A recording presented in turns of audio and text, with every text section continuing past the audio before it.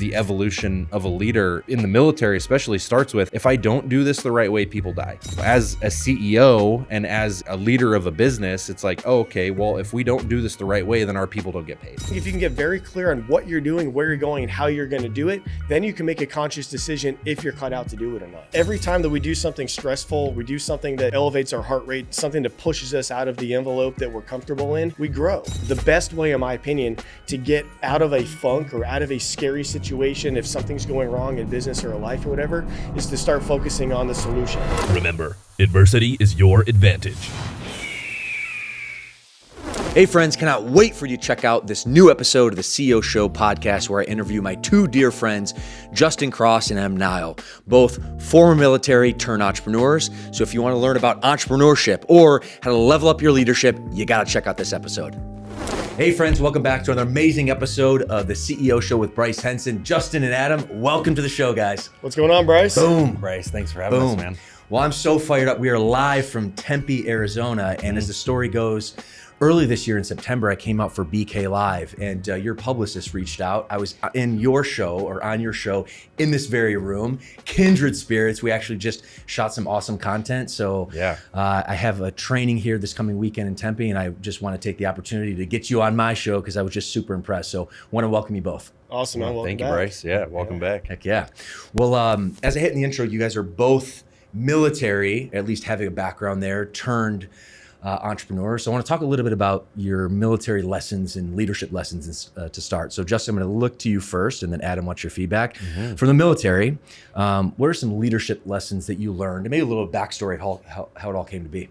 Sure. So I was in the Navy for 4 years, worked on fighter jets, avionics, weapons, communication, stuff like that. But I think most of the experience I got working with the military was after I was active duty. I was a DoD contractor for 10 years for Lockheed Martin.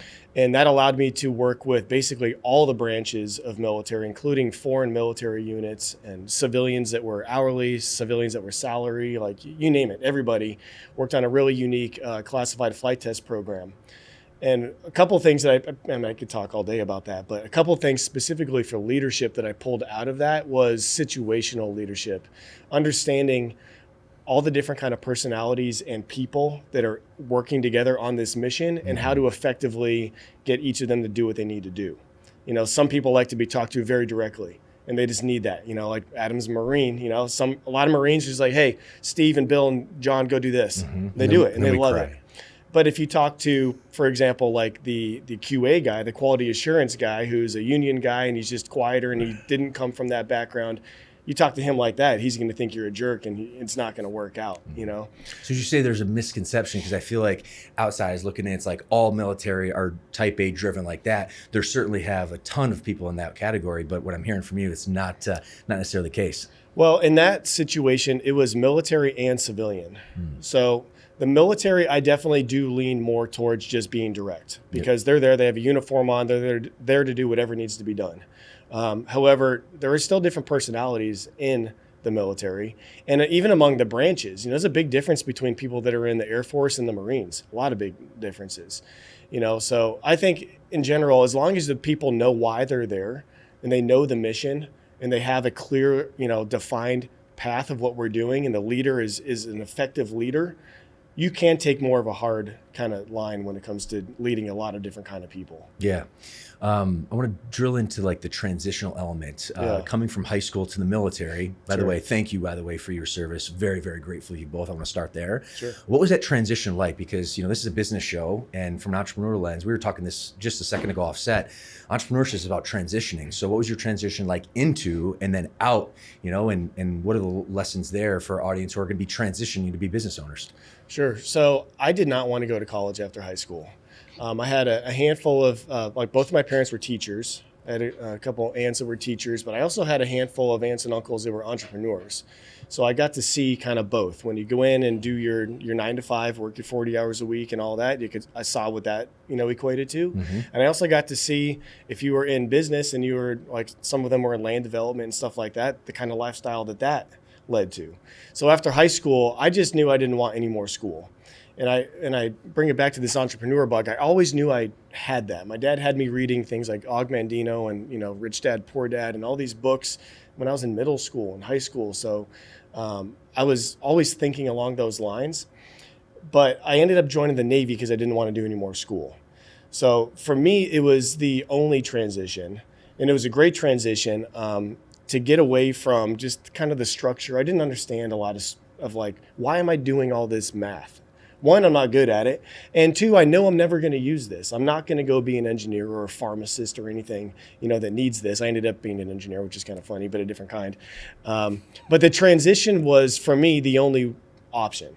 Because I refused to just stay home and do nothing. I refused to go to college and just kind of flounder through without a real defined purpose and mission. Good for you. I was a junior in high school when 9/11 hit. That was a big switch for me. And I was like, okay, I don't think I can get anything out of more school, but I see there's something over there, and I'm watching what happened on 9/11 and, all the fighting that was going on. I was like, I was just drawn to that. Yeah.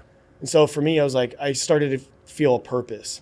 I started to feel a reason why I was always working out and why I wanted to just do man stuff, for lack of a better word.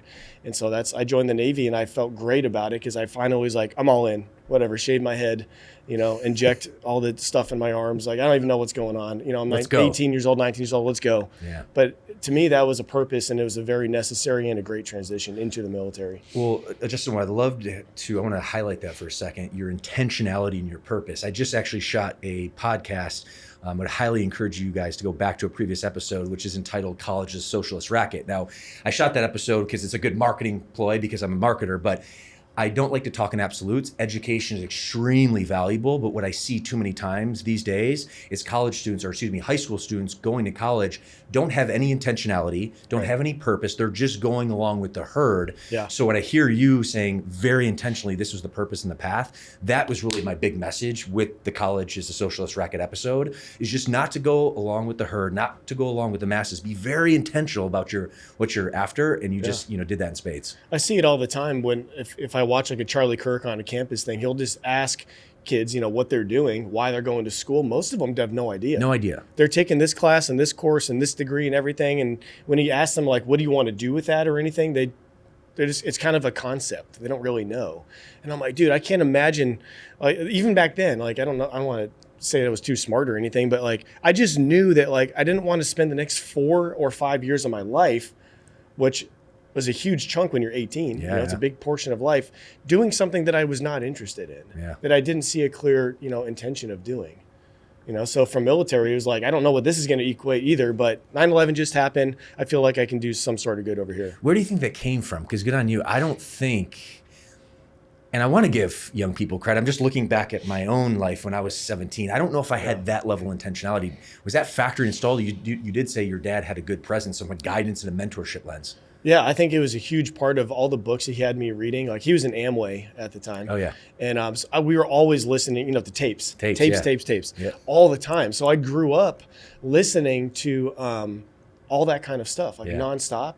And so for me, when it was like, go to tech school or go to college and hate it, I'm like, that's not what I've been hearing my whole life. My whole life is I've been hearing, do what you want to do, or like, go out there and, be effective, help people, do stuff. And I'm like, I don't feel like that's going to happen in college, but I feel like there's a chance if I join the Navy. And so it was like, well, okay, let's just go see if that chance is real, because I don't think it's over here. Yeah. Love that. Adam, kick it over to you, man. So give us the backstory. Appreciate your service as a Marine. Thank you. Yeah. How did that all come to be? What were some specific leadership lessons specifically? Because a part of the show is teaching leadership, promoting capitalism, defending free speech. We're going to talk all about, but I want to hear about leadership. What did you learn, and how can you apply that to our audience? Yeah. Well, I spent 8 years in the Marine Corps. I went in 6 days after I graduated high school. I knew I wanted to be a Marine since I was in 8th grade. I was in 8th grade when 9/11 happened. I put a poster of a Marine Raider, and I didn't know what it was, right? It was just a Marine. I was like, that's what I'm going to do. I knew it, right? And so I went in 6 days after I graduated high school, grew up really, really quickly. I didn't have a dad growing up, so I had no concept of what leadership or anything meant. I had a teacher in high school that kind of helped a little bit and helped mold that aspect, but I had no idea what leadership actually meant. And I'm going to interject here because interesting, kindred spirits again. I grew up with an absent father, and my leadership philosophy of life is turning adversity to your advantage. So for me, while I didn't have a good blueprint to go to, I actually had a blueprint to avoid. Yeah. So there was some value there. It didn't give me the actual blueprint I needed to attack, but how did that manifest for you? Yeah, kindred spirit, like you said. It my mom owned a business and stuff like that, so and it failed, and I knew what I didn't want to do. And that's like my whole like early 20s was, I know what I don't want. Mm-hmm. I don't have any idea what I want, but I know what I don't want. I don't want to be like my dad. I don't want to be like the people stuck in this little tiny town that I grew up in that, you know, my graduating class was like 40 people. Like I know I don't want that. So I'm going to go do this. And what I learned in the military, most specifically, and I don't know if it's the case still, because the military is vastly different now than it was, you know, in 2005, 2006. Yeah. I mean, we were in wartime for 20 years. And we're not in active wartime anymore. We still have troops in wartime situations, but we're not in an active war zone like we were for 20 years. And what I noticed from, you know, the difference of then and now is our military gets shit done. And from a entrepreneur perspective, from a leadership perspective, and from a CEO perspective specifically, you have to be able to get shit done no matter what is in front of you, no matter what the mission is, no matter what is happening. It's just get it done. And that's what I learned when I was in the Marine Corps. And what I noticed about like the military today is very bureaucratic. Mm-hmm. And that's something I noticed about a lot of businesses as well. I went in the oil field after I was in the military, and I saw kind of the bureaucratic side of things. And I also saw that a little bit while I was in, as I gained qualifications, as I gained ranks and stuff like that. I noticed that the higher you got, the more bureaucratic things got, the more political things got, the less shit you could get done, essentially. So I liked being in that, I guess you'd call it in the military, that middle management. I was an NCO, I was a non-commissioned officer, that middle management position where I could just go operate. Mm-hmm. I could just go get shit done. Like I don't have to worry about talking to the powers that be, right? Mm-hmm. I have a task, I can go do it. I have a task, I can go do it. I have a task, I can go do it. And something that I pulled from my military career was, we know how to get shit done. And I think that's why we transition so well into business. You know, veterans transition so well into business, and people who grow up with struggle, I think we transition so well into business because we just know how to get shit done. It builds character, builds mental resilience, which I know is a message at Earn It All, which is, you know, your coaching program and your brand. But it definitely does build character, build resistance, mental resistance, especially going through transitions, because transitions are not easy, right? Yeah. They're hard, but when you go through stress and you put yourself through load, you can handle that transition exponentially easier. Absolutely, yeah. I want to drill into a little bit more leadership, because I feel like the military is known for, you know, really teaching strong leadership principles. Why is leadership, Adam, from your perspective, so hard? And then why is it so valuable? And then I'll kick it over to Justin with the same question. Yeah, it's so hard because in my opinion, it's not something that, and this might be a little controversial, it's not something that you can learn in the normal sense, right? You're molded with it. It's not something that you could just sit down and read a leadership book and take from it. You have to take action on stuff. So it's not something that you can learn in the traditional sense. It's something that you have to mold and shift and evolve. And leadership is something that works like evolution. It's an evolution of, you know, your own personal development. You have to lead yourself first. And if you can't do that, then you'll never be an effective leader. And then the second part of the question, in the military, if you can't be an effective leader, people die. People die. There's stakes, baby. And it doesn't matter if you're kicking doors down all the way to, you know, I worked on fighter jets as well, all the way to the guys that are pulling the pins on the bombs on the airplane. All the way to the admin side. Like if you do something wrong, people die. Mm-hmm. And, you know, as a 20-year-old kid, you know, 20 years old in Afghanistan going, oh, if I do something wrong, somebody dies. That's a lot to put on a 20-year-old. It's heavy. But you evolve really quick because it's just what we're doing. Like, no, this is just what I do. This is and we operate and we operate and we operate. And there's no time to think about, you know, the bureaucracy and the politics and all that stuff. So I think, the evolution of a leader in the military especially starts with, if I don't do this the right way, people die. And I think you can transition that into, your business, and it's like, the stakes might not be as high, but, you're working with people's livelihoods now. As a CEO and as a leader of a business, it's like, oh, okay, well, if we don't do this the right way, then our people don't get paid. If we don't do this the right way, then, our clients aren't getting the right, they're not getting our highest level. If we don't do this, so it might not be the same stakes, but it's very similar. Yeah, and there's one leadership quote that I always rings in my head: the burden of leadership, because it's a burden. And granted, you're at the highest stakes when you're in the military, when people's lives are in the line. But when you're CEO and you're, having responsibility for people's livelihoods, there's still a burden there, right? Justin, from your perspective, why is leadership so hard and why is it so valuable? Well, especially when it comes to a team, which a business is a team. Military units are a team. Everybody, whether they admit it or not, wants to have a leader, no matter what level you're at. Amen. Everybody wants someone to look up to, and everybody is also a leader. So I think that's why it's so difficult sometimes, is because a lot of people are not willing to step into the role and actually own that they are a leader, but they're leading anyways. So I think just getting people to acknowledge and step into the role, publicly, yes, I'm going to give other people direction. A lot of people get scared by that.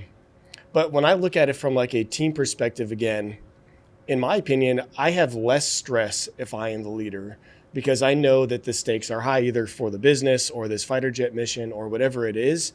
And I know that how I perform under pressure. I love pressure. It's really a privilege, do. Baby. It really is. When I had a team I had probably about a dozen guys on my shift and another dozen on night and another dozen on mid shift. They were all working on my plane with my freaking name on the plane.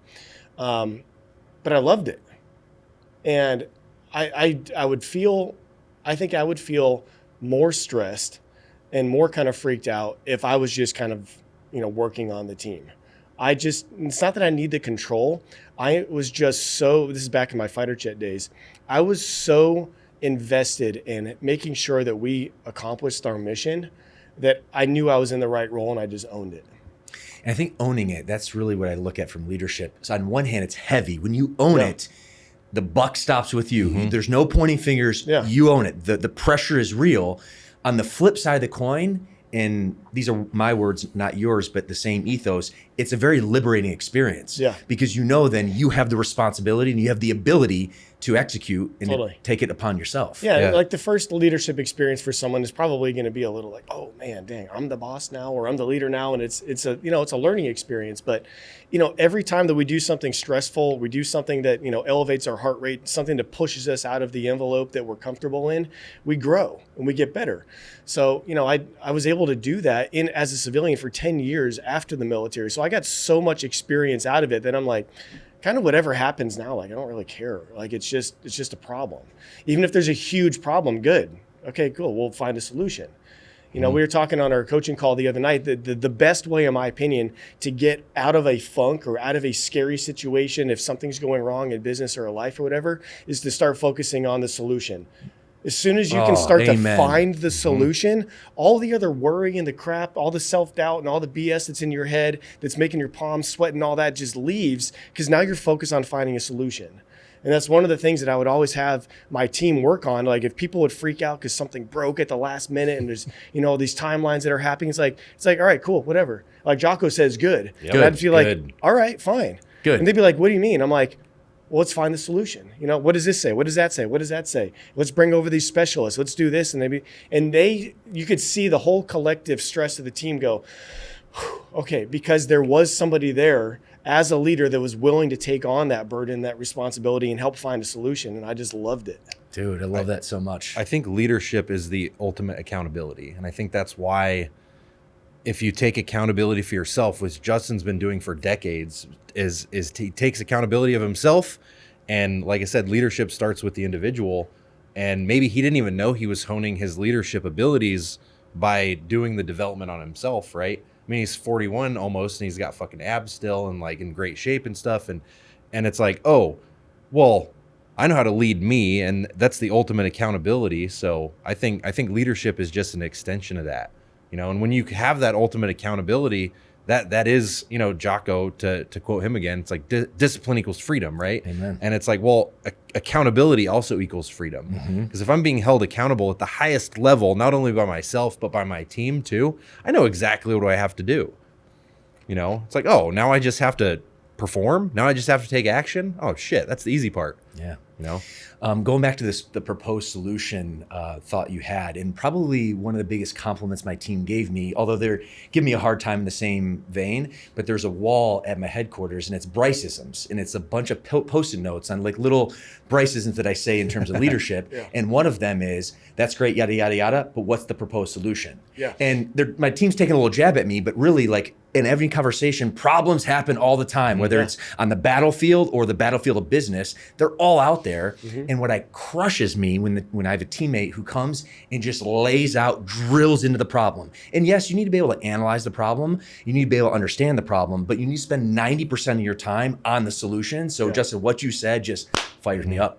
Dude, it's so true. Yeah. Like, I want to hear about problems. Like, if a customer doesn't like something, if something's going wrong on the back end, if whatever, something is falling apart, a partnership doesn't look as great as we thought it would be, whatever it is, I want to know it, and I want to know the details, but quickly.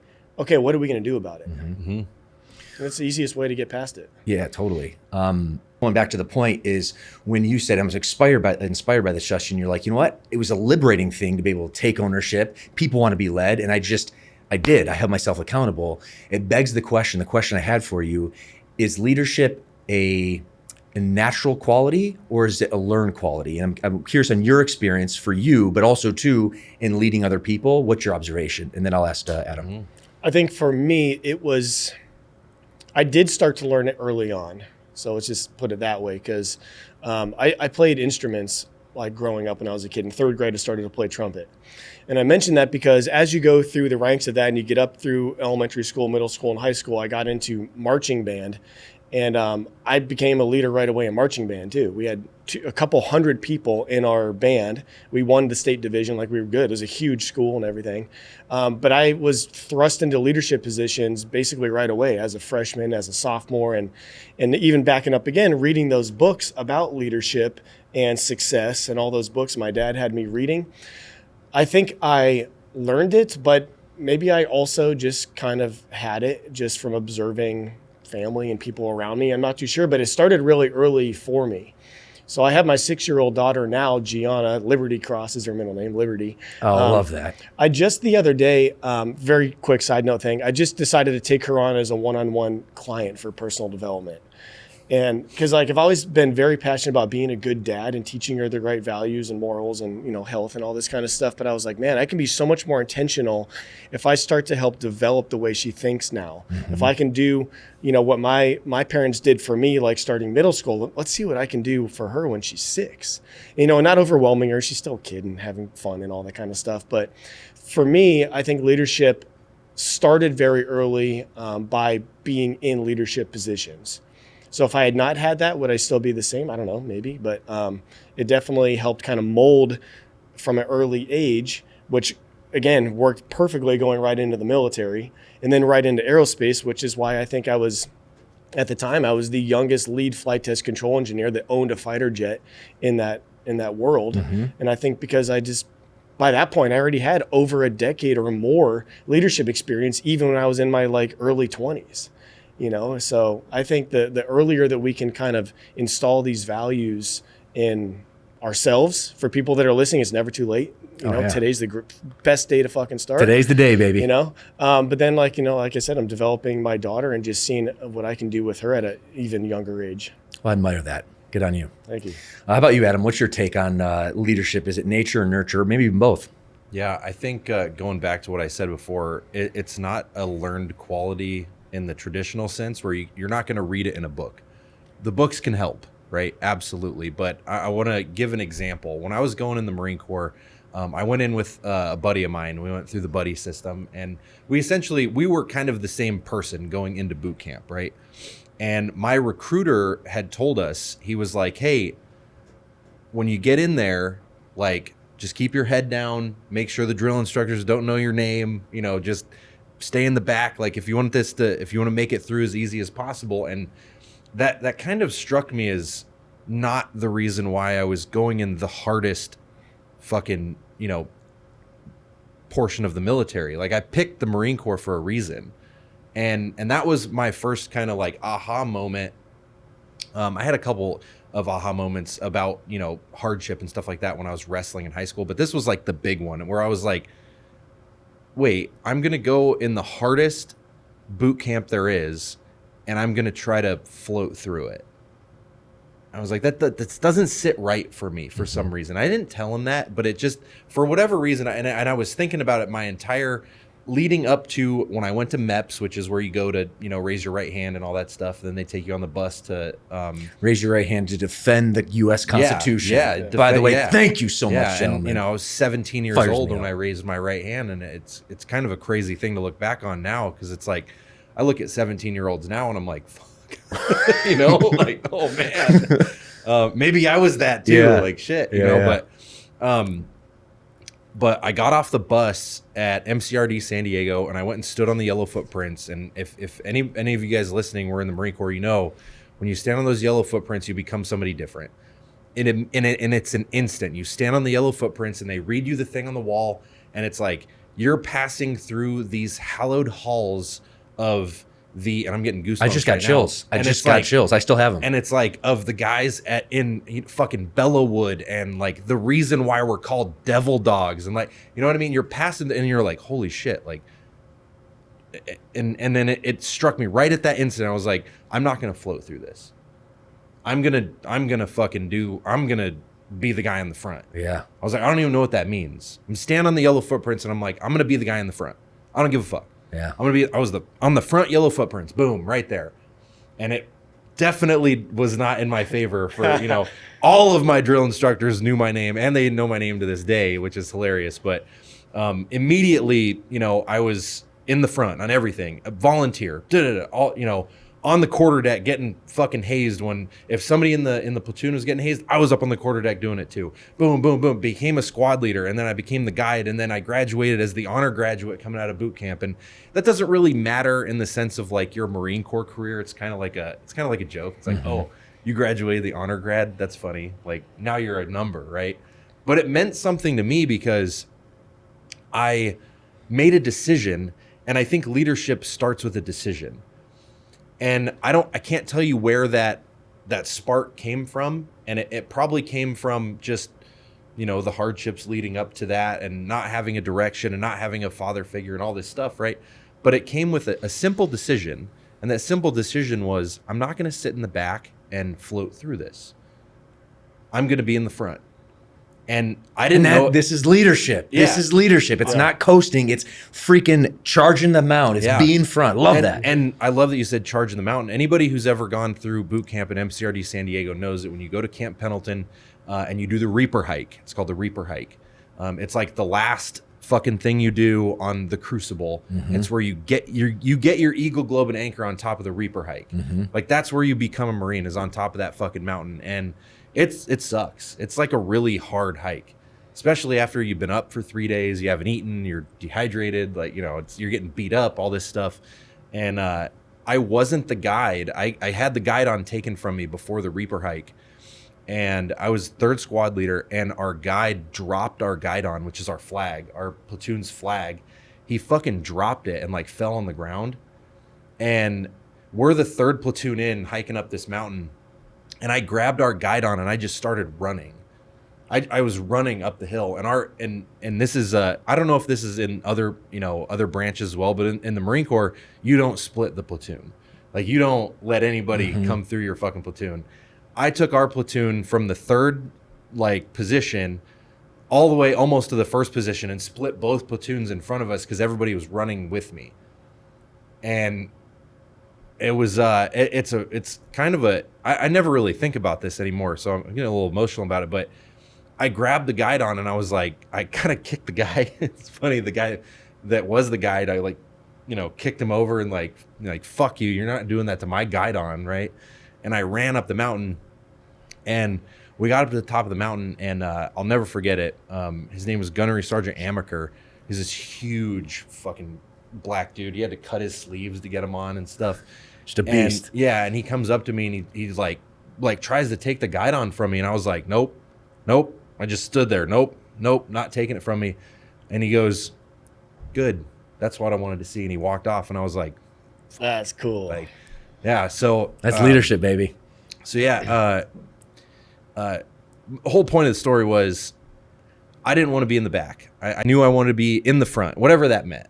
And it came from just a decision. And then that decision led into another decision and that decision, but it all stemmed from, I'm going to be in the front. I don't even know what that means. You know, I'm 17 years old. I don't know what the fuck that means. I'm just going to be in the front. Whenever there's something happening, I'm going to be right in the front. Whenever something is happening to somebody, I'm going to be right there with them. I'm going to try to do as best as I possibly can. And if you're listening to this right now, and if you take that philosophy towards every aspect of your life, you will live a beautiful life. If you just make the mental note, I'm going to lead the charge, I'm going to be in front, no matter what it is, I think that's just an incredible gold message that I just want to reinforce. And, and that's like the essence of leadership. Yeah. He's still like that today. You know, no matter what we do, you know, like we brought Adam on. He's our head coach at Earn It All, you know, fitness, nutrition, habits. He's the absolute freaking beast at it. But dude, no matter what we have going on, if it's 4 a.m. over in wherever, some crazy place because we need to go pick up equipment or we're traveling or it's anything, he's there all the time first. He's always there before me, always ready to go. And he's always in the front of the line. So it's funny, as I'm listening to you say that, I'm like, well, that hasn't changed. Well, how you do everything, you know? or anything is how you do everything. Yeah. You know, success leaves clues. And, you know, from a leadership lens, which just, Justin, you jogged my memory. If you want to be an effective leader, be the most dependable person in the room, and you will be known as a very strong leader. Yeah. And the contrast, you know, the guy I went in with, I'm not going to say his name because, you know, whatever, it doesn't matter. Yeah. He did go to the back and he did keep his head down and he did, you know, all that stuff. And, you know, he went on to have I would say a very normal military career, you know, and he's just kind of a normal guy now. He works a normal job, I think. And I haven't talked to him in a long time, but, you know, lives somewhere in like Alabama and drives a truck or something. You know, just, and good on him. Good on him. But it's great. If you're listening to this podcast right now, that's not you. That's probably not you. That's not right. you. That's right. So I would say that the differentiator was it's just a decision. And I take that into almost all of even my coaching that I do. I'm like, listen, it's just a decision. Like if you want to get healthier, it's just a decision. Mm-hmm. Because the decision will give you will. And the will never, like that never goes away. Once you have the will to do something, like you're not going to fail at it. Mm-hmm. If you want to lose weight and you have the will to lose weight, I mean, I don't even have to give you anything now. I just have to instill the will in you. And now you've got it. Like you don't even need to be in the program anymore. You got it. Yeah. Because it's going to happen. I could give you the perfect fucking plan, the nutrition, all the stuff that's perfect. You could have the perfect, everything, right? Everything can be given to you. But if you don't have the will to do it, it's not going to happen. Yeah. For now. And the will comes with a decision. And same with leadership. I think it comes with a decision. Love this. All right, gents, I want to transition because leadership and entrepreneurship is about transition. I want to talk a little bit about your entrepreneur journey with Earn It All, which just fires me up. I love the message. When I first heard this, and I know the philosophy is anchored in hard work, self-investment, self-mastery. When I first learned about you guys and heard about Earn It All, my first thought was hard work. Put in the work because that is number one. And then also to celebrate the win. And I think from an entrepreneurial lens, and I'm guilty of this as well, sometimes entrepreneurs, many times I should say, and sometimes for myself, we put in the hard work, but then actually don't celebrate the win. So I want to talk a little bit about the philosophy, but Justin, I'm going to be looking at you here to kick it off. What's the mission? How did it all come to be, and who do you serve? Yeah, it all came to be called Earn Your Booze in the very beginning back in 2017 because, you know, like we talked about, I was a sailor. So sailors, what do? They say they cuss and they drink, which is true. But as I was in the Navy, I was always adamant about working out. And I noticed like when we were about to pull into Guam, let's say, we knew we were going to go party for 3 or 4 days, you know. What did we do? We would hit the gym extra hard. And it's not necessarily because we were trying to just look extra good on the beach or whatever. Like I just kind of like knew like, well, I'm going to go do something that's not necessarily great for me. I don't know what I'm going to eat. Probably going to drink a bunch, you know, with our sailor buddies and everything. So only work extra hard there. So we launched Earn Your Booze in 2017 is really as a work hard, play hard brand. Yeah. Because I saw a big market, or a big hole in the market of, there's these industries. There's the health and fitness industry, and then you have this other completely opposite industry of nightlife and bartending and weekends and drinks and all this kind of stuff. And I was very much a part of both. And so I started to originally help people that were in the beer world, like beer bloggers and beer brewers and people in that world, because I was going to open a brewery as well. I started to help them lose the beer gut.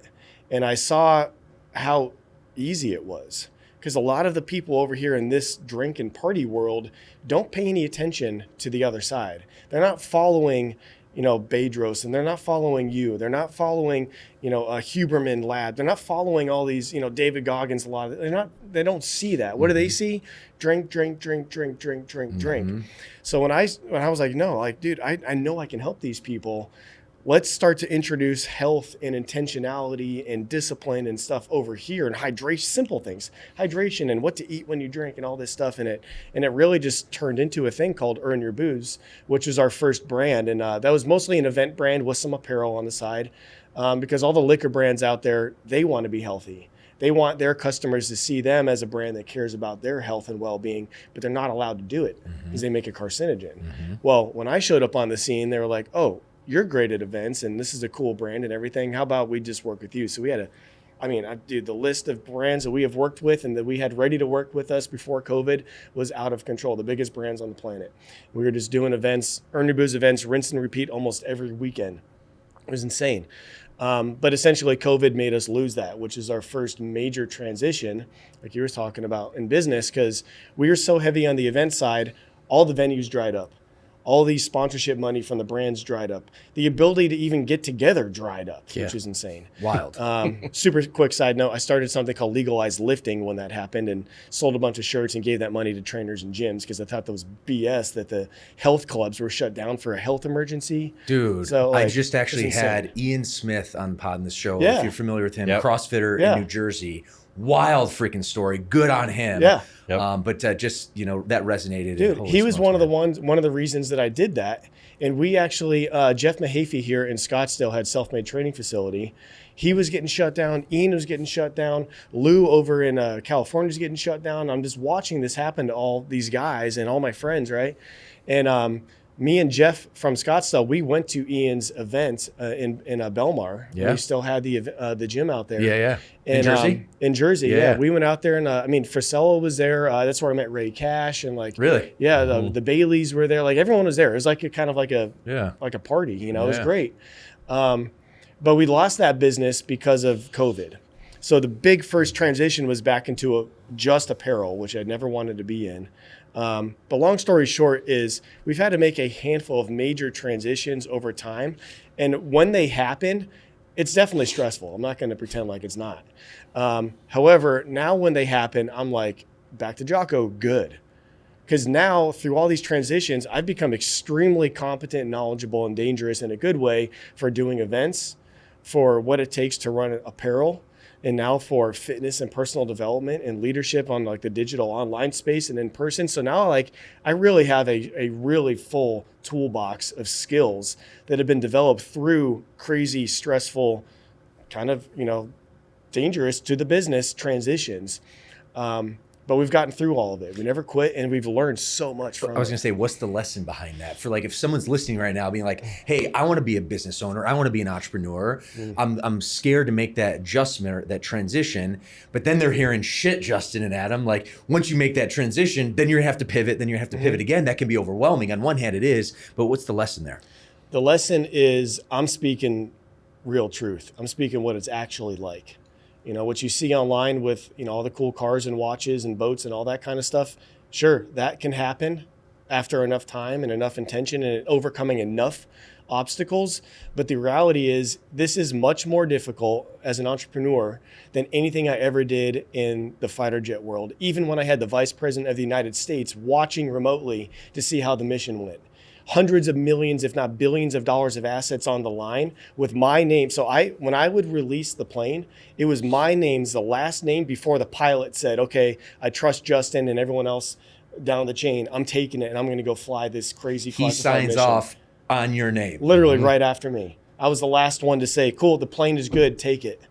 So even with Pressure is a privilege. Yeah. Even with that level of pressure and stress, entrepreneurship is 10 times harder, for sure. However, if you can get through it and understand that, especially up front, if you can understand that's what it's like and you can make a plan and you can adapt and pivot and you can learn to communicate and believe in yourself along the way and actually take action instead of just read, research. If you can actually apply, there's 5 things that I always teach to people, then I think you have a great chance at it. What are those 5 things? The 5 things are, 1 is make a plan. Make a great plan. Whatever your industry is, if you're going to start a gym or a t-shirt company or a supplement line or whatever it is, research the crap out of that industry, where it has been, where it is today, and where people think it's going, because all that information's out there. Mm-hmm. It's easy to find. But make a plan how you're going to stand out, how you're going to be different, or better value proposition, better branding, quality, whatever. Strong leadership. Make a plan, baby. Make a real one, right? Yeah. But the point is, don't get stuck on step 1. Okay, so you need to do that, but some people stay there and they never actually get to execution. Like the analysis by the paralysis. Totally. Mm-hmm. Most people that happens to. Yeah. So make a great plan. And step number 2 is be mentally flexible enough to where you can throw that plan in the trash if you need to, if it doesn't work. So you don't leave your North Star. Like if you want to make the best supplement line in the world, it doesn't mean you abandon that because your plan didn't work. But maybe the pre-workout that you try to get to there, maybe that market, whatever, didn't work for you. Maybe you need to go to nootropics or you need to go to protein or something else. Be willing to take all of that research that you put into that plan, crumple it up, throw it out, and see what the next step is to get there. You got to be flexible in that regard. Or even just be able to adapt and overcome and kind of pivot through transitions like I was just talking about. It reminds me, Jeff Bezos is famously quoted saying, you must be rigid with the vision, be flexible with the details. And that's actually perfect. What it is. That's exactly what it is. Yeah, that's step 1 and 2. Yeah, that's perfect. So that's step 1 and 2. Step 3 is communicate, especially with those closest to you. So your team and your family. So especially for entrepreneurs, even if the family is not like invested like in the day-to-day of the business, like some families do get to work together, like old school sandwich shops or, whatever, people build brands together.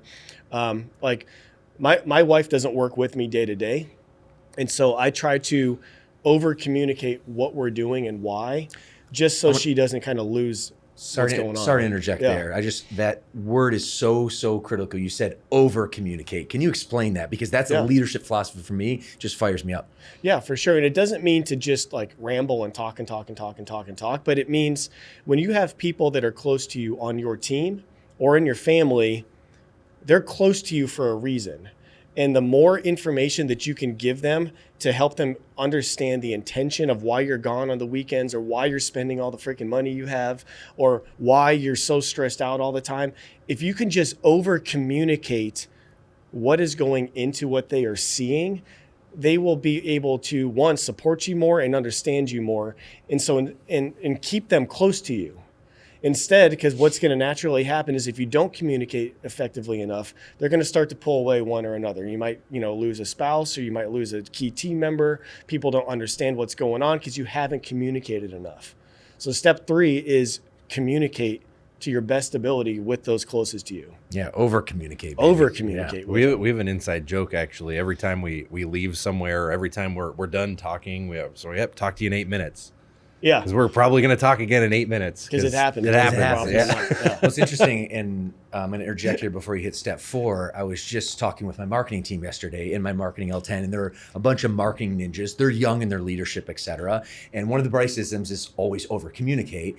And earlier in the week, one of conversation happened, and I had no visibility. And on the good news, shared something that was confidential, but basically got out. Now, in the grand scheme of things, it didn't mess up the business operation. But then I checked with my marketing team. I was like, hey, I just want to be able to provide you this visibility. This teammate said this, like in open air.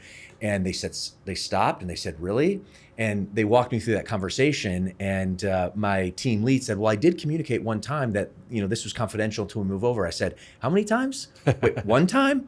So in a situation where you're leading, managing, or a confidential situation, I always at least 3 times, if I'm sharing some confidential information, get their commitment. By the way, friends, this is confidential. Do I have your commitment here? Because guess what? Like, people are busy. There's a lot of things going in. Unless you reinforce that, unless you over communicate, then what happens is then you can have miscommunication. Totally. And I think it's also important how you communicate. If it's just talk, eventually people are not going to be able to hear what you're saying and not really comprehend to the level you want. So I use whiteboards a ton. I love whiteboards. And I don't just write it out and then reveal it and have everyone read it, because then they just start to read, they don't hear either. So I think it's also important to make sure that you use different mediums to, when you have really important things, it's like, hey, this is something that's not supposed to leave this room, or it's a brand new thing. It's ultra important to the effectiveness of this mission. I am always talking very clearly, but I've already done the plan in my head. I've already thought about, okay, what do I really need to emphasize over and over? And then I'll even write things and then highlight things, circle things, whatever it is. Make sure we try to lock in those very specific things. Because that way your following is getting this, like, from an audio perspective, they're getting verbally, they're getting visually as well. Because we need to be smacked around a few times, like beaten the head in terms of where this information is. So I love that example. And to kind of put a bow on my example, after I communicated my marketing team, my young, super talented guy, he's like, I finally get it, Bryce, why you just reinforce things over and over. Leadership lesson understood. And like you said, I love how you said it and Bedros said it at BK Live. I get the people to acknowledge that they're hearing things, that they're like, yes, I get it. I'm committed to doing this work or whatever it is. I also like to then step back and have whoever else is working with me. Okay, now let's hear you explain it. Because that's the easiest way. They're like, because you're getting, number one, by getting their confirmation, then they're actively participating in that. Yeah. Okay. But then you take it a step further, and then if they have to explain what you just communicated, that's actually whether whether or not they learn it and they can implement it. Totally. And that's the best way, in my opinion, to pull out, well, what do they really think about this? Yeah. Do they see something that's, we should, incorporate in? Or like, do they have an opinion that we need to but you have to get that level of buy-in from them to where they can explain it, So that's that next step. So number 4 then is believe in yourself. Because like I said before, nothing compares to the difficulty and stress that I've gone through in my life of being an entrepreneur. And if you don't believe in yourself, it's not going to work. Well, let me ask you this. I'm going to play the devil's advocate here. It's an incredible point that you absolutely need to do. If someone's listening to this right now, they're like, I have big dreams. I have big ambitions. I want to open a fitness gym. I want to, have a big impact. But I don't know, Justin, if I truly believe in myself at this moment in time. How do they do that? I believe this is why Adam was actually saying something different the other night. But this is why I believe step 1 is create a real plan. Because if you can get clear on what it is you're even doing, then I think you can make a real decision in your head. Am I cut out to do this? Can I do this? But when you're not clear about where you're going and what you want to do, I think that's where people get lost in, like, oh, I don't know. Well, I'm not surprised you don't know if you can do it, because you don't know what you're going to set out to do. If it's just a concept of, oh, I want to start and have this huge liquor brand or something, and they're like, I don't know if I can do it because The Rock has Terramana and there's all these huge multi-billion-dollar brands. Like, well, yeah, like if you haven't dove into the market and understand what the trends are in the market, how much money it takes, who your competitors are, and all this kind of stuff, and made a real plan to stand out and be unique, you're going to get smoked. Why would you be confident in it? Why would you believe in yourself? So I think if you can get very clear on what you're doing, where you're going, and how you're going to do it, then you can make a conscious decision if you're cut out to do it or not. Yeah, I think Justin's point, I was saying it, we just have a different perspective. I don't disagree with it at all. I think the 4th point, the believe in yourself, comes first. And I think that starts with yourself. It starts with the leading of yourself. So if you can lead yourself, then you can absolutely, you're gonna do business just fine. And it starts with, can you tell yourself something and tell yourself the truth, right? Can you tell yourself the truth? And I say it like this: you have to stack undeniable proof that you are who you say you are. Every single day, you have to stack the undeniable proof that you are who you say you are. And that's where self-confidence and self-trust comes from. Exactly. And that comes from not the big things, not the big, glaring whatever. That comes from not hitting snooze. That comes from, I said I was going to do this thing, so I did it. Every single day. I do it every single day. And you start to stack that proof. And it's not proof for you or him or anybody. It's proof for you. Yeah. And if you have all that proof, if you have a stack of undeniable proof that you are this motherfucker that you say you are, then when I make a plan well, I'll of believe in it. course I believe in it. Yeah. You know, Yeah. Make a So- promise, keep a promise. Yeah. I think it stems from that. So when you're looking at these, I don't think it's a linear. I don't think it's like a 1 through 4 is importance either. I think it's like Sure. throw the 4 things on the table, and it's like, hey, here are the 4 most important things, or the 5 most important things that you need if you want to start a business. And I think that one is highlighted as like, hey, if you're not operating the way that you're supposed to operate, how could you ever operate a business the right way? Yeah, amen to that. And actually, to your point, that just kind of talks about entrepreneurship. There's some fluidity. There's some creativity in entrepreneurship. We were just talking about that. Yeah. Like, as long as it's legal and ethical, there are no rules in entrepreneurship. We literally just talked about this before the podcast. Yeah, exactly. All right, so what's number 5? Number 5 is start now. And this is where I tie back to step 1, because most people get stuck in analysis by paralysis and researching till the end of time. So step 5 is actually start, because you cannot research your way into really learning experience. You cannot. You have to jump in and make decisions and live with whatever happens from those decisions. You have to be basically in the fire. And so that's why I say you have to start to really get the experience under your belt, good, bad, indifferent. Like, you just have to be in the game. If you're not in the arena, you never get the experience of hearing the crowd boo. Ooh. If you're not in the arena, you never get to actually face your opponent and see if your training has paid off, to see if you can win the fight. You know what I mean? You have to jump in. And that's why step number 5 is just start. Even if you don't think step 1 is exactly done yet, dude, if you've done some research and you're serious about this, you've done enough to start learning and then add to it. Because we need the experience, and we need the data. Back to the aerospace, we need the black and white data about our actions and our decisions, and what does that equate to? What is this plan actually doing? Is it actually working? So we can get to step 2 and decide, oh, actually, yeah, this is right.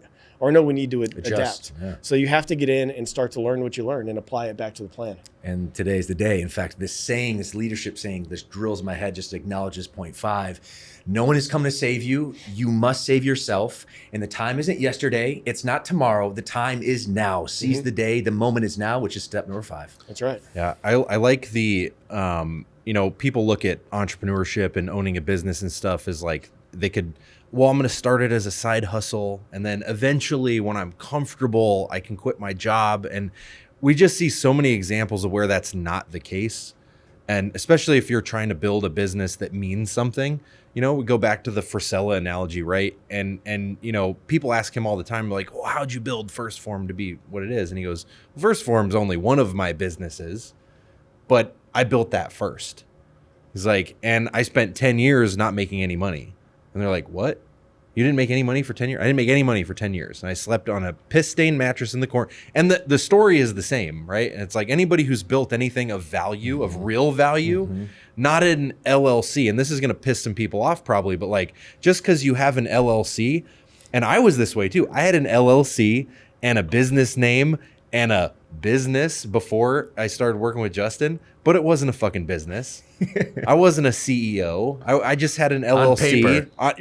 Right. And It's just a way of doing your taxes. it's just a way of doing the taxes, right? And it's like, that's not a real bit. If you want to build a real legacy brand or a real legacy brick and mortar or a real something that is going to last beyond you. And I think that should be part of that North Star thing when you make your plan is like, is this going to last beyond me? That's a good point. Part of what we did in the beginning, like in the very beginning, when I started to make a little bit of money, at one point I invested all of my freaking money into trademarks because I knew I wanted to build something that had a real foundation that could actually be built and exited. Wait, how much money? All of it. All of it. Because you went all in, All of it. like a freaking successful leader and entrepreneur does. Yeah. And I was looking at this brand. I'm like, okay, cool. Earn your booze is popular. I see how people resonate with that. Earn your donuts and earn this, earn your freedom and all these things. I'm like, I get it. Like I know we can build a brand here that can be pieced off and sold. Like I want to sell this to a tequila company. I want to sell this to Dunkin' Donuts. I want to sell this to who knows what, all these different things. And I'm like, I have to protect this thing. We're going to keep your freedom though. Yeah. Oh, dude, love it. That was the first when I saw your shirt today. I was like, this shit just gets better and better every time I say, see you guys. But that's part of that plan. Like actually understand what you're getting into. You know, and we've had to protect the brand times. People have been trying to rip off shirts and event names and all this stuff from over years. Yep. And I just call up the attorney and they just send them a quick little letter and it's good to go. But you got to be all in on it.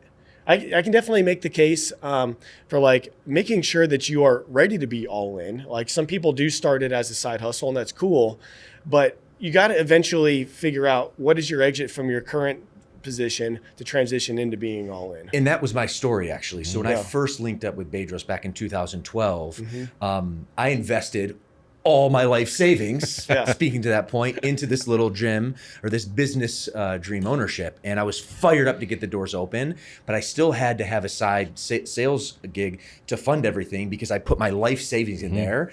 What that did for the first 18 months, it allowed me to invest every single dollar I made back into the business.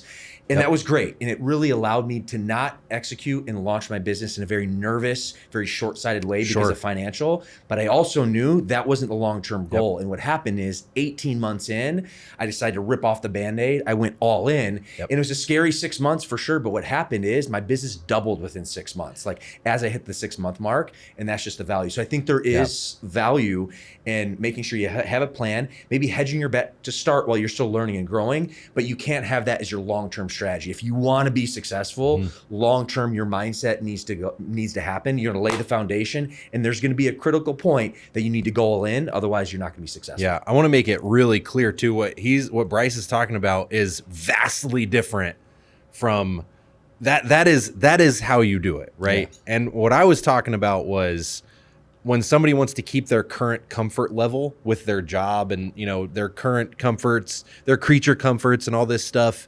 But they also have the business, like the business dream, right? Where it's like they want kind of have their cake and eat it too, No, you gotta chop it up. And you have to chop it up. And like you said it perfectly in the beginning. It's like, no, I invested everything, and then I used this sales position to put everything back into that. And like that's how you have to do it. Like that's just it. Every example of a successful business and a successful entrepreneur is that. Every single one. And when it's every single one, maybe there's one or two that are like, whatever. Like Elon. Elon's kind of a weird one because every single investment he's ever made has been a gem. Every single one. Humanity will study him for thousands and thousands. Pretty sure he's an alien. He by the way, right now, and I love my government, or I love the country, I should say. Let me rephrase that.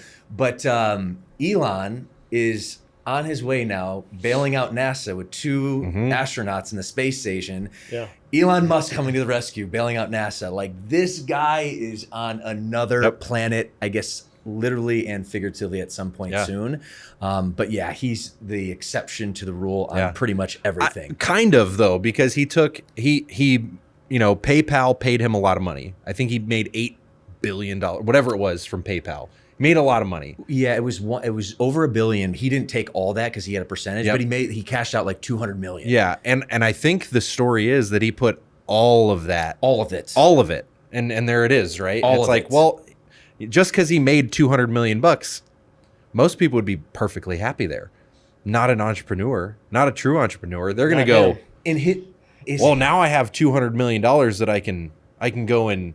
Well, I have this, I'm going to Mars. Well, how do I do that? Oh, I need to start I need to start this thing and I need to do this thing. And In his words, when he sold PayPal to eBay, there was a period of time where he didn't even own a house. He invested everything into Tesla and SpaceX during that period of time.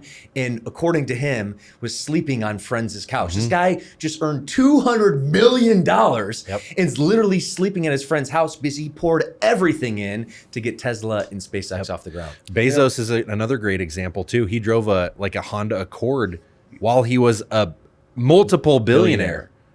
And he's like, well, what's wrong with this car? Like he has that famous news report and he's like, they're like, why don't you have a better car? What's wrong with this car? And he's like this nerdy looking dude or whatever. And and it's so funny to watch that, transpire because it's like he wasn't at the pinnacle yet, even though he was a multiple times over billionaire. Had nothing to do with the money for him, had everything to do with the North Star, the meaning, the message, what does the company mean? Like, I want Amazon to be this thing. This is what I want Amazon to be. I started selling books in my garage and I want it to be this thing. And now that it's that thing, he owns 9% of it now or something like that.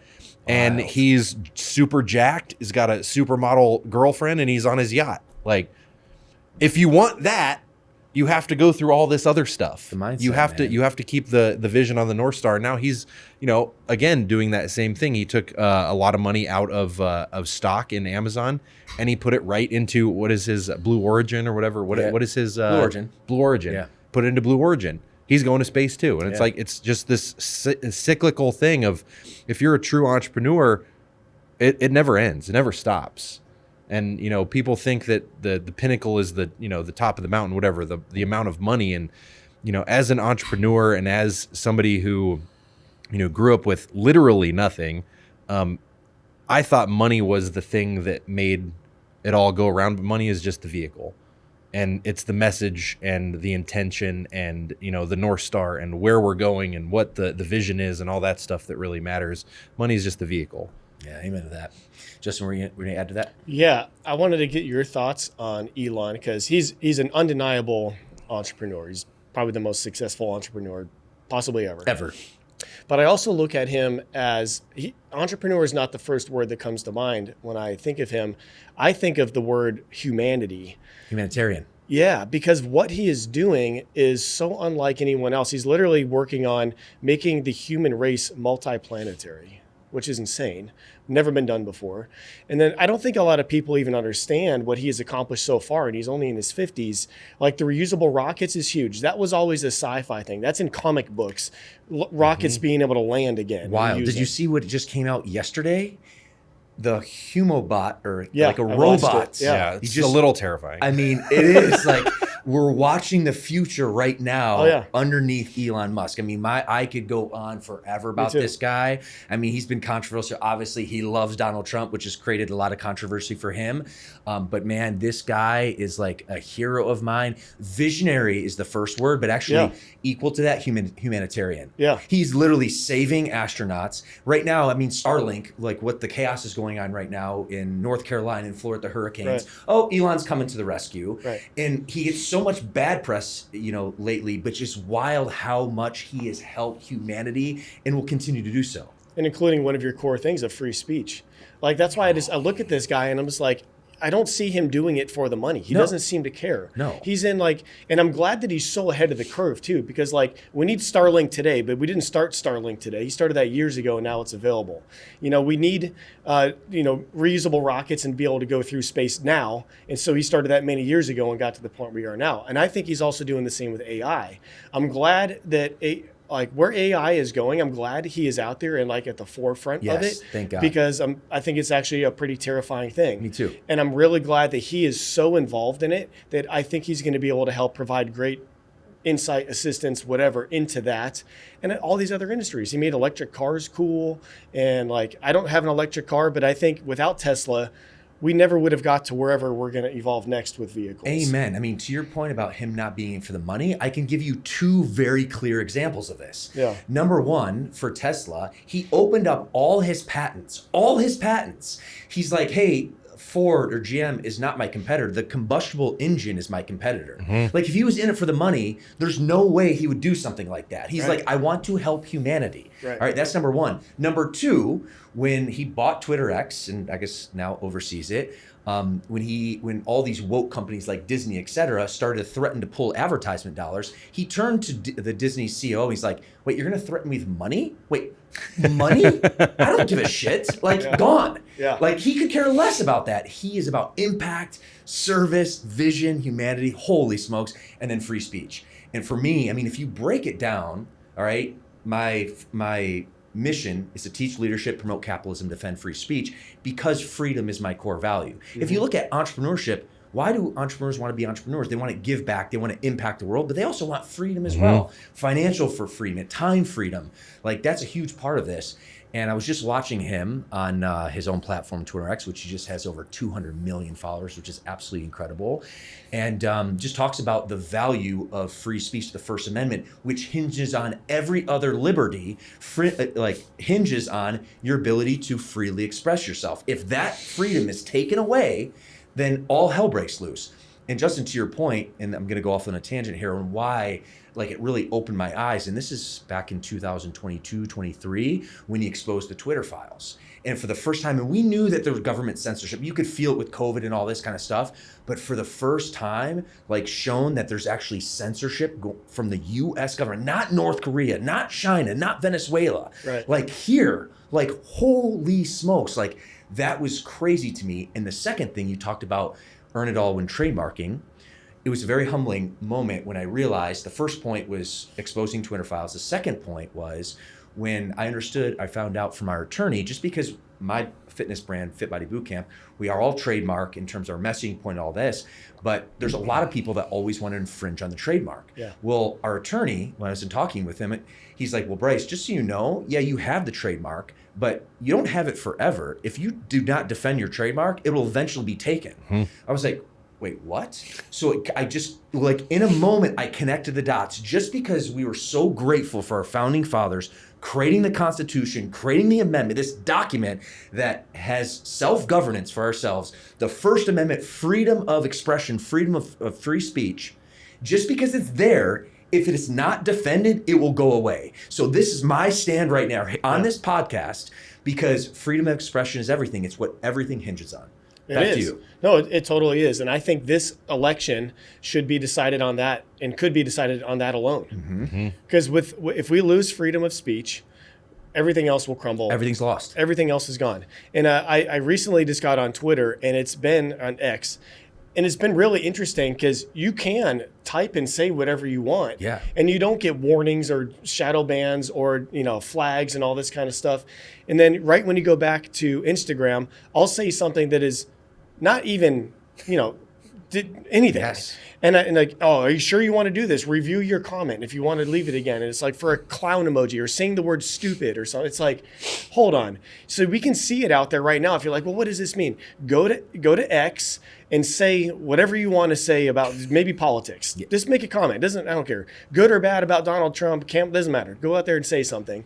Go try to say the same thing on Instagram or Facebook and watch what happens. You can't. If we lose the ability, which we've basically already kind of lost on these other platforms, if we lose that across the board and have other people tell us what is misinformation, disinformation, what is fake, what is real, we have lost. We've lost. So this election should and could be decided, in my opinion, on who is defending the First Amendment, who is coming after the First Amendment. And if we just look at that, I think the choice is clear. It's super clear. It's clear. It's crazy to me that this is still what we're fighting for, it's right? Wild. Because the founding fathers, they were fighting against tyranny, and part of that tyranny was you can't talk against the king. You can't say anything that goes against the king. You can't speak it. So even them speaking it, and our founding fathers were in their fucking 20s. They were in their 20s, sitting around a table like this in a bar, awesome. And they're like, fuck this. This is stupid. And I have a favorite quote that this is one of my favorite quotes of all time, and it's on the Jefferson Memorial. You might know this quote. And this was Thomas Jefferson said this, and it's so perfect for this conversation about free speech. He said, "I have sworn upon the altar of God eternal hostility against every form of tyranny over the mind of man." Over the mind of man. And this was Thomas Jefferson. I'm going to need that quote. Probably when he was 20. I don't know. I'm gonna look up how old he was when he said that. But this is a young man who just helped write the Federalist Papers, and I think this was actually in the Federalist Papers where that quote was taken from. And we're seeing this again. Again, history doesn't repeat itself exactly, but it's a shadow of itself. It rhymes, right? It's a shadow of itself, and it's like history is cousins to itself, right? And so it's I swear on the altar of God, the eternal, this is against tyranny over the mind of man. He didn't say body. He didn't say anything. He said the mind of man. Because if you have tyranny of the mind, the body follows the mind. Exactly. And we're seeing now this attack, this constant attack over free speech. And it's not just in the last 4 years or 8 years. It's been in the last 80 years. Where do you think it comes from? And it's interesting. And maybe I was just naive, truth be told, but 5 years ago, and I don't even want to say, I don't even want to say the word, because speaking of Ian Smith as an example, which that podcast should have like just popped off, it wasn't for obvious reasons on YouTube, right? But I'm genuinely curious. Maybe I was just living in this like little bubble world, and so grateful to be born in the United States of America that I just thought, hey, these freedoms would always exist. The last 5 years has shown me otherwise. Where do you think this is coming from? I think I know. We'll fire away, and then we'll follow it with Adam. Well, I think it's because we have been blind essentially to the level of control and manipulation that the government has had over us for forever. Like I think back, this is not a Republican or a Democrat thing. This has been going on for a very long time. I think they have always had a comfortable level of control to know that they can do what they need to do, either with the economy or with wars or whatever. I think honestly, and this, like, just think about it for a second. I do think that Donald Trump coming in ruined that control for them. 100%. And now that they were able to get him out for 4 years and get, Joe and Kamala in, they got back to, okay, cool, we can get our teeth in this thing again. We have this power. And now that Trump is about to win, I think that's where they are freaking out, because they know what he knows now. We've never had a president that was for 4 years and then left and then came back and saw all the stuff that he has seen in between. And we're really at that tipping point now where, like you said, many decades ago, it didn't really matter if it was a Bush or a Clinton or a Reagan, or there wasn't a humongous difference, I think, in the level of manipulation and control from the government. But now they see that, oh, dude, we actually lost all of that. And if we get this outsider Trump in again, we are potentially going to lose the hold that we have over. This is what free speech is. Free speech doesn't just mean like your words are manipulated or whatever. It's your mind. Your words are your mind, are your thoughts, how you process things, what you've learned, your wisdom. They're censoring your wisdom and your thoughts. It's not just the words you type out or the words you say. Your words are coming from your mind. And to reinforce this fact, Yoon Mi Park, are you familiar with her? She's one of the 200 defectors from North Korea. Yes. Who wrote a book called, I forget actually the couple of the books, but in North Korea, and she was on Joe Rogan. That's how I first learned about her.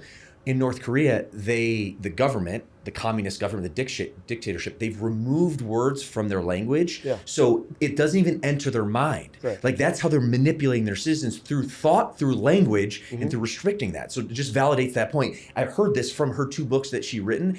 And by the way, she is the biggest raving free market capitalist of our country ever. Yeah. So it's just wild to me. And I feel in one way super blessed to be born in this country.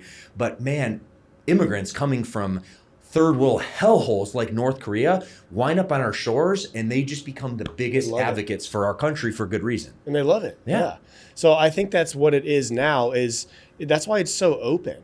Like we have everyone from Hillary Clinton to Harris to Waltz to everybody saying we need to fill in the blank, regulate Elon Musk and X. We need to be able to say what's misinformation. They're openly saying it, I think, because like they're so scared of actually losing it that it's kind of a desperate attempt.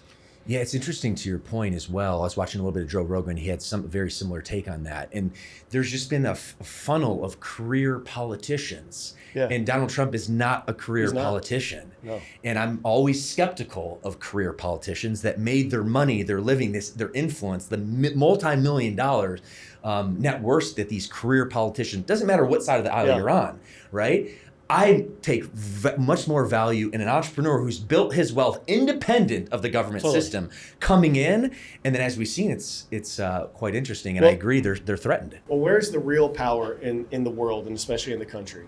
It's in the big brands, like the big pharma industry. It's in the military industrial complex, which is a lot. I worked for them. I worked for Lockheed for 10 years. Yeah.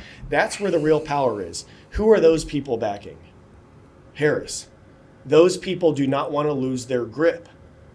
So the real manipulation, the real power, the real control for your mind has always been coming from those humongous, the food brands, the medicine brands, the military brands, all that stuff. And all of those people are backing the people that have always been a part of the system. I was going to say the system. It hasn't been so more clear because, like you said, Trump is his own man. Yeah. He's been doing his own thing his whole life. He's a freaking celebrity in the business world and on TV and all that stuff. And now that he is the one that is potentially going to have a say in now with RFK coming in to go after pharma, and Trump and Musk wants to come in and cut like 80% of the federal government, like he did for Twitter X, and the thing just runs even more efficiently than it did before. So you can see why they are like, no, we cannot let Trump win because we need control of their mind. We need control of the economy. We need control of the ability to do whatever wars we want. It's all about control. And Trump, especially again with Musk and RFK coming with him,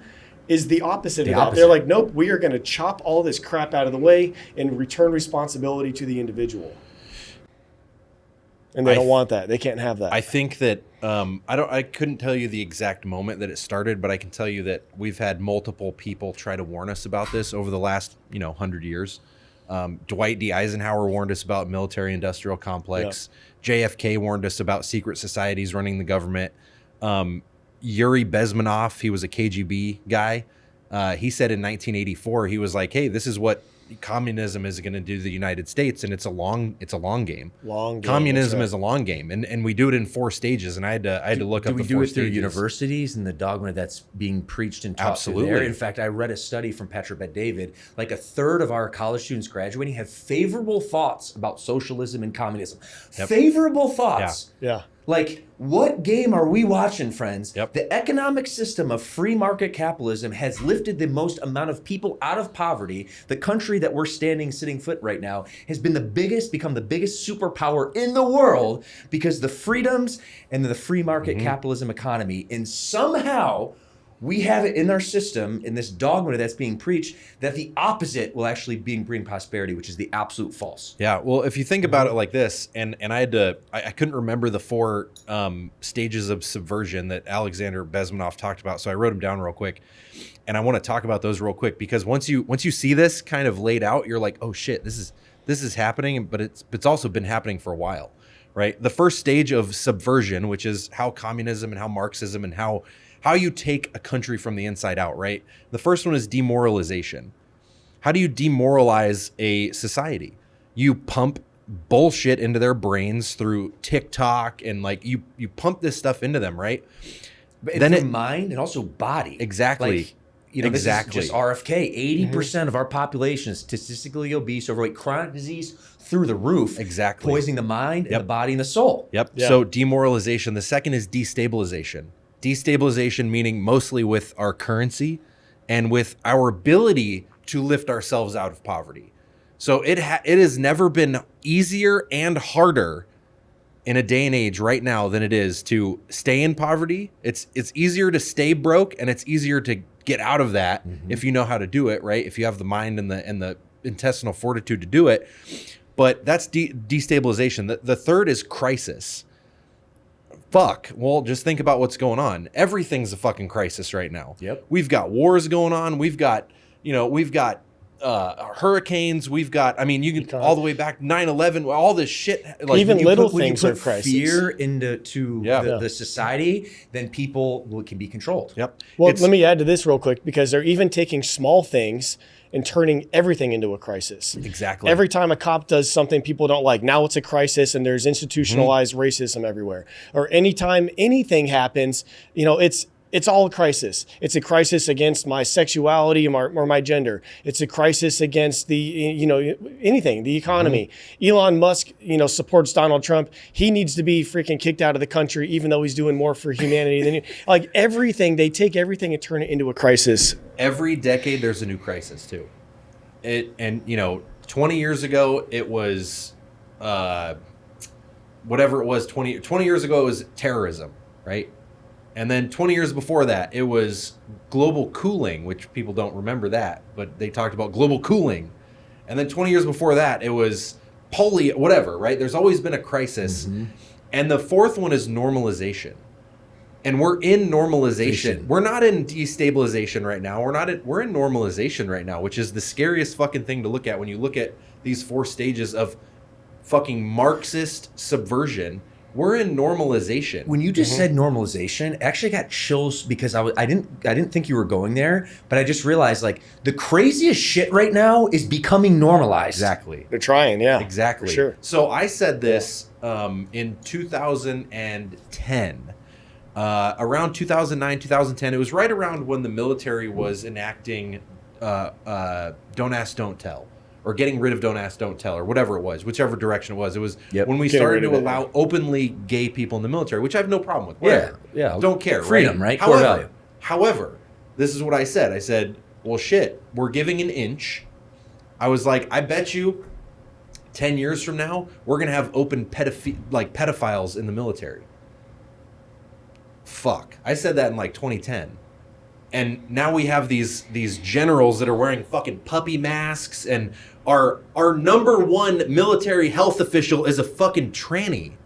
Like, sorry, your podcast's probably getting demonetized now for that, but like it's real though. Like, and it's totally normal, and it's been normalized, and so it's like all these. Every time there's a crisis, right after the crisis, it gets normalized. So we'll take 9/11 for example, right? Terrorism, that's the crisis. We were demoralized by whatever, but right, go down the list of subversion, and then the normalization was giving up certain rights via the Patriot Act.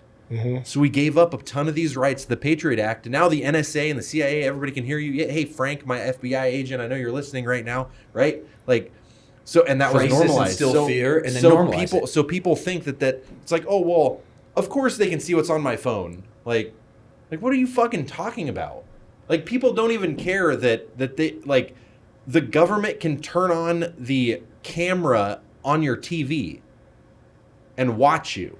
And that's not a fucking conspiracy theory. That's real. And the founding fathers our founding fathers would be rolling in their graves right now. I mean, government is needed to be able to protect our borders. I'm a libertarian. There's 4 aspects, and I was just watching this Elon post on Twitter.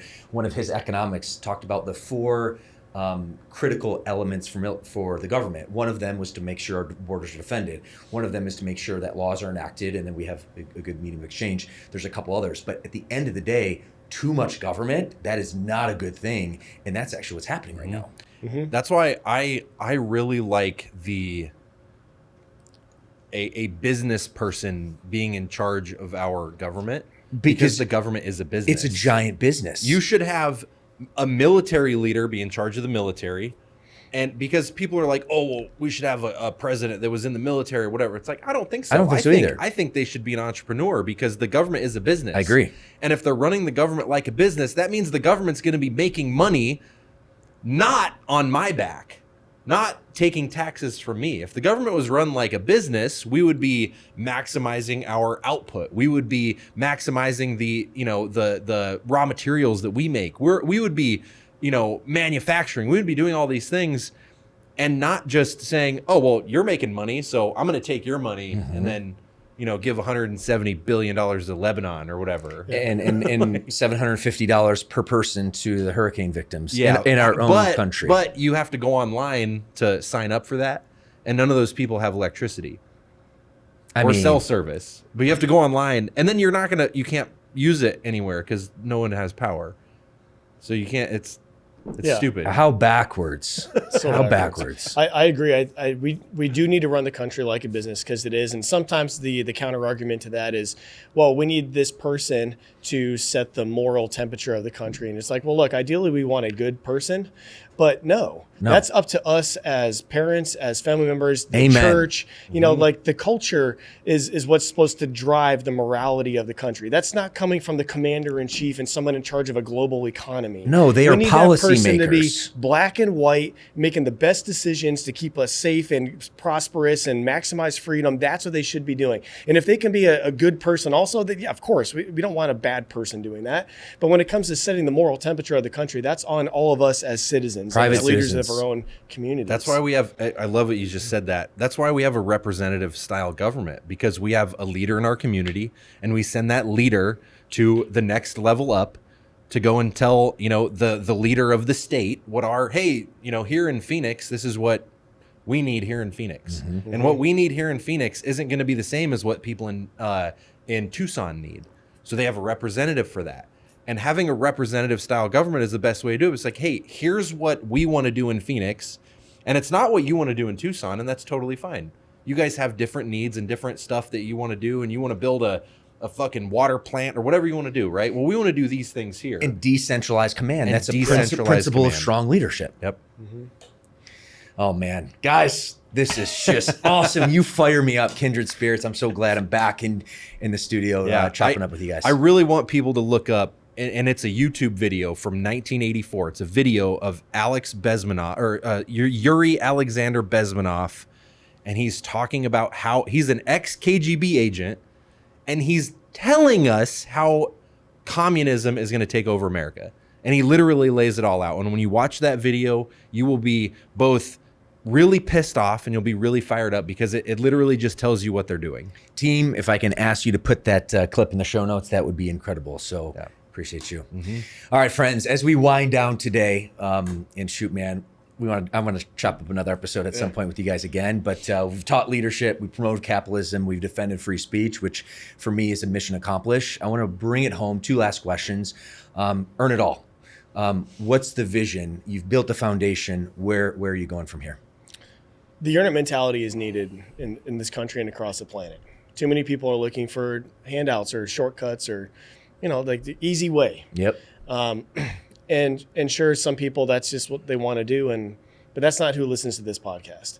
The more people that we can get the earn it mentality installed into, one, it's going to create a better life for them, a better mentality of a better society. Everything just gets better. But I think that's an easy way for someone to just find more purpose in their life when they know hey, it's on me. I need to do this. So we are basically doing that with Earn It All and with Earn Your Booze and spreading that earn it mentality to everything.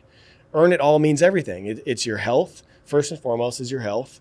It's your bank account. It's your wealth. It's your mindset. It's your life. It's your people in your life. You got to earn the right to have a great marriage and to have great, respectful kids and all those things. Everything has to be earned.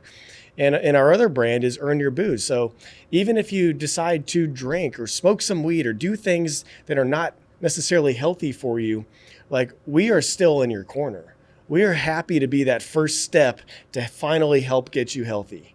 And we're not going to call you any names or anything because you live a certain lifestyle. Dude, a lot of the people we work with are in the liquor industry.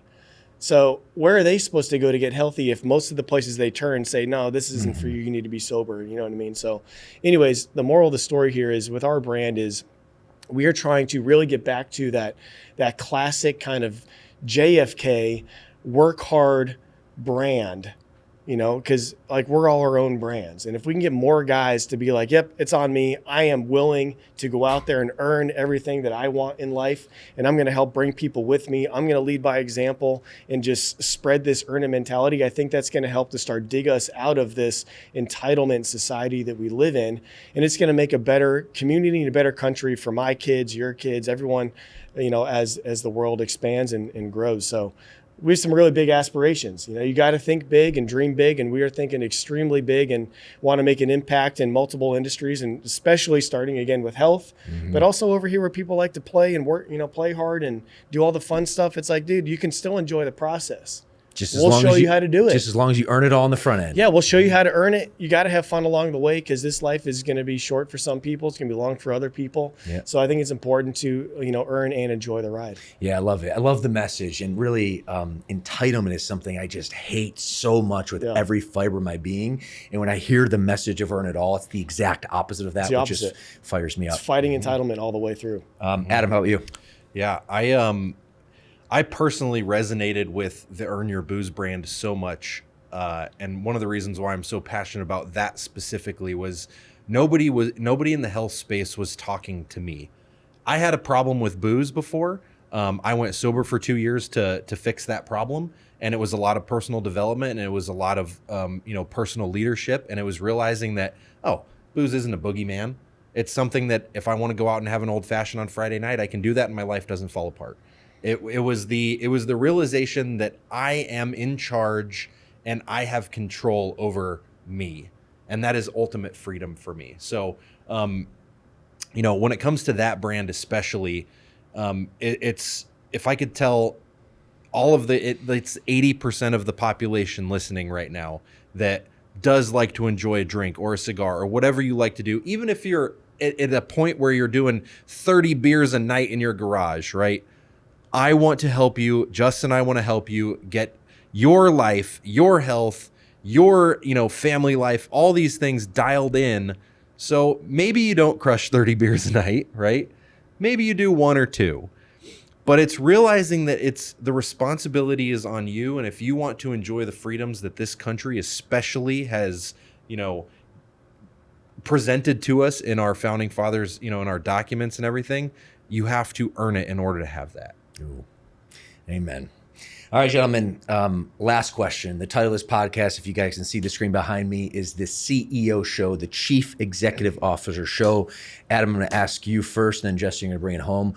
What does it mean to you to be a CEO? Yeah, CEO to me means responsibility, and it is ultimate responsibility. And it's also knowing, being the CEO of your own life first, it's also knowing when to step back and operate. I was attempting to be the CEO of my own company, and I wasn't there yet. I didn't have the development enough in order to, the personal development in order to do that. So I needed a mentor, right? And I found that in Justin. So, it's being a CEO of your own life first, because I'm not the CEO of the company. I'm an operator. Yeah. I'm an entrepreneur in this company. And I had to realize that was where I was going to thrive right now. And maybe that'll change later on. Maybe that'll, maybe I'll start something, whatever. I never know where life is going, right? But realizing where you are in the, in the hierarchy really matters too. Because if you're a killer operator and you can find somebody that you can operate for, then be the CEO of your own life and operate. Amen. Yeah. Justin, finish us home, buddy. CEO, so that middle one there, executive. If you think of the United States government, we have 3 branches, one of them being executive, right? That's the president. So when I look at CEO, what does it mean to be a CEO? It means you have to really own how important it is to be a CEO, either of a life or of a business, and truly, like I said earlier, own it, embody it, understand the ramifications of what you do and what you don't do. Like, understand that you are there to lead and to make decisions. And if you can't lead and you can't make decisions, you're not going to be an effective CEO. So if you're like, man, I want to be a CEO or I need to level up or something, okay, well, get better at leading and get better at making decisions. Because if you can really own what it means to be the chief executive officer, then I think you're well on your way to becoming a bit better CEO. Boom. Mic drop, fellas. Where can our audience find you in the case they're not connected? Earnitall.com. All right, friends. Well, before we wrap, I just want to thank you for the time. You guys are just kindred spirits. It's been awesome you having on my show now, just I was on yours. So I'm very grateful for that. But more importantly, I'm grateful for your mindsets. I'm grateful for your servant leadership. I'm grateful for your passion. I'm grateful for what you're doing for our country and for young men and women who need our help. So for that is what I'm truly grateful for. Thank you, brother. Thank you. Appreciate you guys. Well, friends, I know you got a ton of value from this episode. I have one ask for you. Please drop your biggest takeaway in the comments, and that way we can engage in a healthy conversation. And remember, adversity is your advantage. We'll see you in the next episode.